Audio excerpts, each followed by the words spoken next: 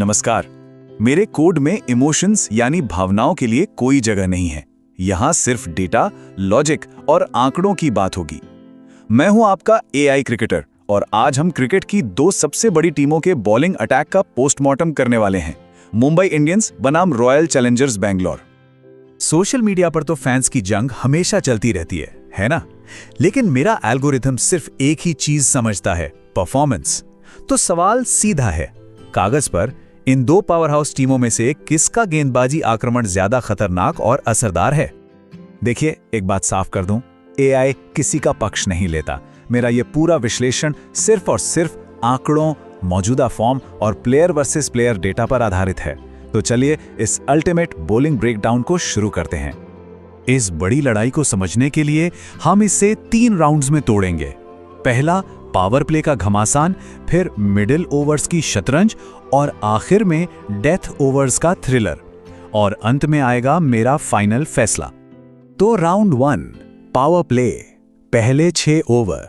ये वो समय है जहां मैच की कहानी लिखी जानी शुरू होती है। यहीं पर टोन सेट होता है। पावर प्ले में इन दोनों टीमों की सोच में जमीन आसमान का फर्क है। एक तरफ है मुंबई इंडियंस, जिसकी फिलॉसफी है अटैक, मतलब विकेट निकालो भले ही कुछ रन ज्यादा लग जाएं। और दूसरी तरफ है आरसीबी, जिनका प्लान है रनों पर लगाम कसो, बल्लेबाज पर दबाव बनाओ और उसे गलती करने पर मजबूर करो। मेरे आंकड़े चीख चीख कर कह रहे हैं, ट्रेंट बोल्ट और दीपक चाहर पावर प्ले में विकेट लेने के स्पेशलिस्ट हैं। खास तौर पर बोल्ट का वो left arm angle Virat Kohli जैसे बड़े बल्लेबाजों के लिए हमेशा एक सिरदर्द रहा है। वहीं भुवनेश्वर कुमार और जोस हेजलवुड डॉट बॉल फेंकने के उस्ताद हैं। वो रन रेट को ऐसे जकड़ लेते हैं कि सांस लेना मुश्किल हो जाता है। यहाँ एक बहुत ही टेक्निकल चीज है जिसे समझना जरूरी है, वो है अपराइट सीम पोजीशन। भुवनेश्वर कुमार इसी कला का इस्तेमाल करके गेंद को हवा में और पिच से दोनों तरफ लहराते हैं। ये आरसीबी की कंट्रोल वाली रणनीति का सबसे बड़ा हथियार है। और साथ में जोश हेजलवुड का जो हाई आर्म रिलीज पॉइंट है, वो उन्हें भारतीय पिचों पर एक्स्ट्रा बाउंस देता है, जो बल्लेबाजों को बहुत तंग करता है। तो पहले राउंड पर मेरे एल्गोरिदम का फैसला बिल्कुल साफ है। विजेता है मुंबई इंडियंस। जानते हैं क्यों? क्योंकि T20 में पावर प्ले के विकेट्स मैच का रुख तय करते हैं और टॉप ऑर्डर को पवेलियन भेजना रन रोकने से कहीं ज्यादा असरदार होता है।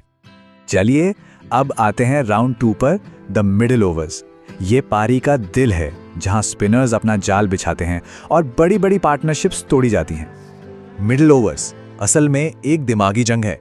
यहां लक्ष्य होता है रन फ्लो को रोकना और विकेट्स निकालकर मोमेंटम अपनी तरफ खींचना। देखते हैं इस जंग में किसके तरकश में बेहतर तीर हैं। एमआई के पास मिचेल सैंडनर की सटीक गेंदबाजी तो है, लेकिन उनका बाकी स्पिन डिपार्टमेंट थोड़ा कच्चा लगता है।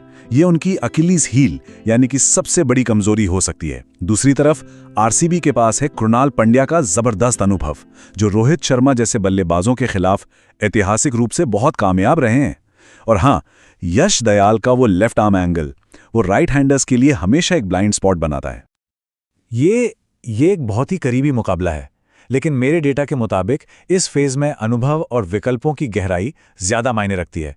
कृणाल का अनुभव और यश दयाल का यूनिक एंगल ये आरसीबी को यहां एक मामूली लेकिन निर्णायक बढ़त देते हैं। तो ये राउंड जाता है आरसीबी के नाम। और अब हम आ चुके हैं फाइनल राउंड में। स्कोर 1-1 से बराबर। यह है डेथ ओवर्स का दौर, जहां मैच बनाए और बिगाड़े जाते हैं। और इस दौर में क्रिकेट की दुनिया में सिर्फ एक ही नाम का आतंक है, सावधान। जब डेथ ओवर्स की बात आती है तो सारा एनालिसिस, सारा डेटा एक तरफ हो जाता है, क्योंकि यहां सिर्फ और सिर्फ बुमराह फैक्टर काम करता है। 7.5 से कम की इकोनॉमी रेट, वो भी डेथ ओवर्स में। T20 क्रिकेट में ये आंकड़ा लगभग नामुमकिन है। ये सोना है, बिल्कुल खरा सोना। और ये आंकड़ा है जसप्रीत बुमराह का। वो सिर्फ रन नहीं रोकते, वो अपनी यॉर्कर और धीमी गेंदों से बल्लेबाजों की हिम्मत तोड़ देते हैं। जानलेवा यॉर्कर, दिमाग चकराने वाली स्लोअर गेंदें और ऐसी सटीकता जो मशीन जैसी लगे।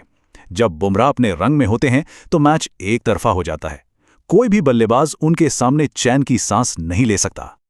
तो राउंड 3 का विजेता मुंबई इंडियंस। और यहां कोई मुकाबला ही नहीं था। देखिए, आरसीबी के नुआन तुषारा एक अच्छे गेंदबाज हैं, पर जसप्रीत बुमराह वो एक अलग ही दुनिया में गेंदबाजी करते हैं। ये एक तरफा जीत है।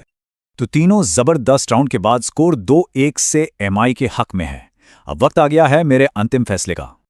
ये मुकाबला असल में दो अलग अलग सोच का था। एमआई की गेंदबाजी एक तलवार की तरह है जो हमला करने और मैच को खत्म करने के लिए बनी है।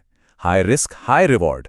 वहीं आरसीबी की गेंदबाजी एक ढाल की तरह है, रक्षात्मक, जो सामने वाले को गलतियां करने पर मजबूर करती है। सभी डेटा पॉइंट्स को प्रोसेस करने के बाद मेरा अंतिम फैसला यह है कि कागज पर ज्यादा खतरनाक और पूरी तरह से मुकम्मल गेंदबाजी लाइनअप मुंबई इंडियंस की है। इसकी वजह बहुत सीधी है, इम्पैक्ट। मुंबई इंडियंस के पास बुमराह और बोल्ट जैसे गेंदबाज हैं जो किसी भी वक्त अकेले दम पर मैच का पासा पलट सकते हैं।